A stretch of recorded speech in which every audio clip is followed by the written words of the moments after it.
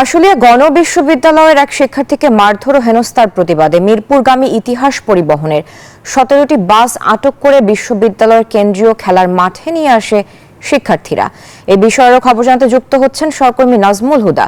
নাজমুল, মারধরের ঘটনায় গণবিশ্ববিদ্যালয়ের শিক্ষার্থীরা কি বলছেন এবং যে 17টি বাস আটক করা হয়েছিল সেগুলো এখনো কোথায় রয়েছে? সেগুলোকে এখনো আটকই রয়েছে নাকি ছেড়ে দেওয়া হয়েছে? বাস মালিকরা এই বিষয়ে কি বলছেন?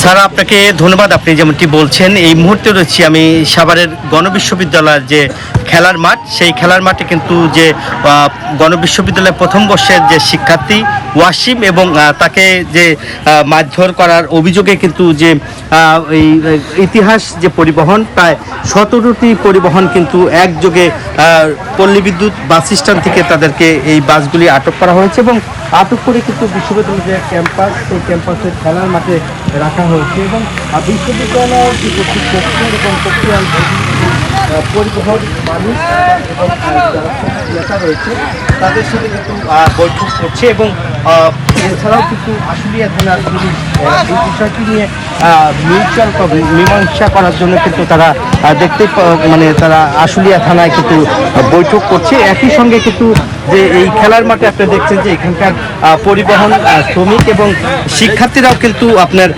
সেখানে রয়েছে এবং তারা বলছে যে ছেলেকে মারধর করা হয়েছে সেই চালক এবং হেল্পারকে আটক করতে হবে। আটক না করা পর্যন্ত তারা বলছে পরিবহনগুলি এখান থেকে ছাড়বে না এবং আন্দোলনকারী যারা এখানকার বিশ্ববিদ্যালয়ের শিক্ষার্থী তারা আসলে বলছেন যে যতক্ষণ পর্যন্ত চালক